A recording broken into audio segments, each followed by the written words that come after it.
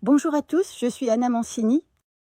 J'ai longtemps observé les liens entre les rêves et la réalité et j'ai pu comprendre comment le corps humain perçoit les changements de son environnement et les transmet au cerveau à travers les rêves, l'intuition ou même par des troubles physiques. Grâce à ces recherches, je peux affirmer qu'il est tout à fait possible d'être averti des tremblements de terre de manière efficace, et cela bien avant qu'ils ne se produisent. Avant d'aborder les possibilités des rêves dans ce domaine, j'aimerais parler de cette capacité. Les animaux ont la capacité de percevoir consciemment des signes annonciateurs de certains dangers. On a souvent observé que les animaux sauvages fuient avant que des catastrophes naturelles ne se produisent. Pendant ce temps, aux mêmes endroits, presque tous les humains poursuivent calmement leurs activités. Les animaux domestiques s'enfuient aussi s'ils le peuvent, mais pas tous, car comme les humains, beaucoup ont perdu la capacité naturelle de percevoir consciemment les changements de l'environnement qui signalent des dangers.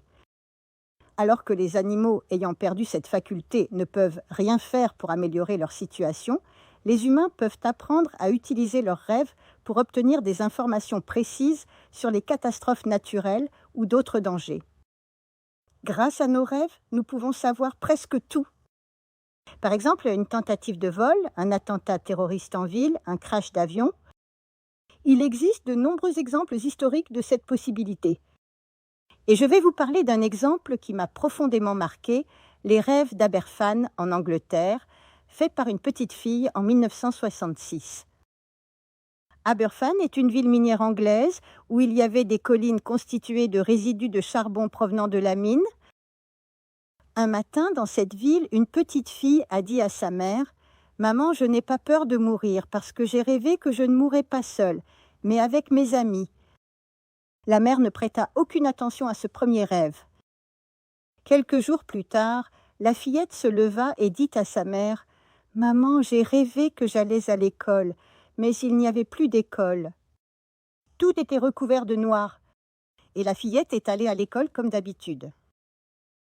Malheureusement, à cause des fortes pluies des jours précédents, un glissement de terrain de charbon s'est déclenché, qui a frappé l'école et tué de nombreux enfants. Mais elle n'était pas la seule à avoir rêvé de cet événement tragique, qui aurait pu être évité si les gens avaient été plus ouverts aux rêves. Il y eut de nombreux autres témoignages de rêves prémonitoires concernant cette catastrophe, ce qui poussa un psychologue à décider de créer un registre des rêves de catastrophe, pensant qu'il pourrait ainsi sauver des vies.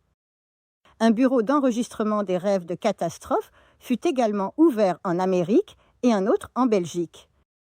Mais après quelques années, ils ont tous fermé parce qu'ils étaient submergés de rêves de fausses alertes et étaient incapables de déterminer si un rêve enregistré était un véritable rêve prémonitoire ou simplement un cauchemar. En fait, il est inutile d'enregistrer les rêves d'une population sans rien savoir de la réalité des rêveurs. Avoir des informations sur la vie réelle des rêveurs permet de déterminer si un rêve est un véritable rêve d'avertissement ou simplement un cauchemar, qui ne se réalisera pas. Un rêve psychologique, la réactivation d'un traumatisme, la réactivation d'une mémoire corporelle, la digestion mentale d'informations transmises par les médias, ou même un rêve concernant la santé physique du rêveur. Bien sûr, il n'est pas possible d'enregistrer la vie privée et les rêves de toute une population. Par conséquent, chacun devrait veiller à sa propre sécurité en s'efforçant de mieux comprendre ses rêves et de développer ses capacités oniriques. Une façon simple de le faire est d'observer les liens entre vos rêves et votre réalité. Dans mon livre « La signification des rêves », j'explique comment faire cela très efficacement. Je mettrai des informations à la fin de cette vidéo. Que se passe-t-il en nous en cas de rêve d'avertissement concernant des dangers naturels ? En réalité, notre corps capte en permanence toutes les informations de son environnement.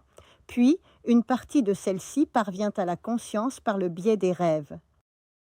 Ainsi, en prêtant attention à nos rêves, il est possible d'anticiper les dangers avec précision, parfois bien avant qu'ils ne se manifestent dans la réalité. Lorsque vous observez les liens entre vos rêves et votre réalité sur une longue période, vous pouvez constater que notre corps possède sa propre mémoire.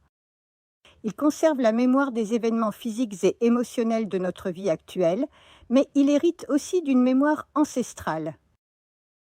Pour illustrer ce fait, j'aimerais vous raconter ce qui m'est arrivé à propos des rêves de tremblements de terre. Une nuit, alors que j'étais à New York, j'ai rêvé d'un terrible tremblement de terre et je voyais les scènes habituelles de panique. Cela semblait tellement réel que je me suis réveillée le matin un peu effrayée. Mais en même temps, j'étais très surprise d'avoir fait ce rêve. Ce n'était pas un rêve de type psychologique. C'était vraiment un rêve de tremblement de terre, mais à mon avis, il y avait très peu de chances qu'il s'agisse d'un rêve d'avertissement de danger. Parce que tous les rêves que j'avais eus auparavant et qui m'avaient réellement averti de danger étaient paisibles. Dans ces rêves, j'étais en paix et je pouvais voir le danger se dérouler, où j'entendais la voix douce de mon âme m'avertir. Il n'y avait ni peur ni stress. Cependant, dans ce rêve de tremblement de terre, il y avait beaucoup de stress et de peur. Mon expérience des rêves, mon intuition et ma rationalité me disaient que ce n'était pas un rêve d'avertissement, mais je ne comprenais pas pourquoi je l'avais fait. Alors j'ai noté le rêve comme je le fais chaque matin, puis je l'ai mis de côté. 2 semaines plus tard, j'ai refait le même type de rêve. Et j'ai compris, grâce à mon observation habituelle des liens entre mes rêves et ma réalité, que ces 2 rêves de tremblement de terre avaient été déclenchés par la réactivation d'une mémoire corporelle ancestrale. Cette mémoire avait été réactivée par les séances d'électroacupuncture que j'avais eues la veille. Le médecin chinois avait pratiqué l'électroacupuncture sur mes pieds, faisant ainsi circuler de petites charges électriques dans mes jambes, ce qui a activé une mémoire de tremblement de terre dans mon corps. Cela ne pouvait pas être un souvenir de ma vie personnelle actuelle, puisque je suis née dans le nord de la France, un endroit où je n'ai jamais vécu de tremblement de terre. En revanche, mes parents et mes ancêtres avaient vécu dans une région d'Italie extrêmement sujette aux tremblements de terre. Donc, en gros, cela signifie que j'ai hérité d'une mémoire corporelle qui pourrait me sauver la vie si je décidais de m'installer dans une région sujette aux tremblements de terre. À mon avis, c'est grâce à cette même mémoire corporelle que les animaux prennent la fuite. Il est probable que certains changements énergétiques et vibrations réactivent leur mémoire corporelle et la peur qui l'accompagne, les poussant à fuir par instinct. Je pense qu'ils n'ont même pas besoin d'avoir vécu un tremblement de terre eux-mêmes. Tant qu'ils sont capables de percevoir consciemment ce qui se passe dans leur corps face à des changements environnementaux anormaux. De plus, ils ne portent pas de chaussures comme nous, donc leur corps capte bien plus facilement les activités énergétiques anormales de la Terre. Cependant, comme je l'ai mentionné au début, les humains peuvent devenir bien plus efficaces que les animaux s'ils apprennent à utiliser leurs rêves pour mieux communiquer avec leur corps et leur âme. Notre corps, grâce à sa mémoire, peut nous aider dans la mesure de ses possibilités, mais l'âme est bien plus puissante que le corps et ses souvenirs. C'est pourquoi il vaut la peine pour l'homme moderne de rétablir la communication avec son âme.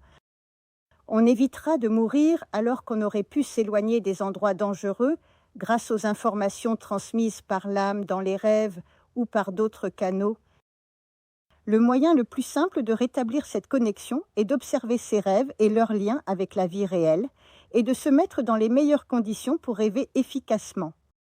Pour tous ceux qui souhaitent en savoir plus, ils peuvent lire tous les livres que j'ai écrits pour eux sur l'art de rêver. Vous trouverez des informations à la fin de cette vidéo, ainsi que des liens dans la description. Ceux qui vivent dans des endroits dangereux devraient lire mon livre « Vos rêves peuvent sauver votre vie », dans lequel j'explique comment créer des groupes pour rêver efficacement. Surveillez les dangers. N'ayez pas peur des catastrophes.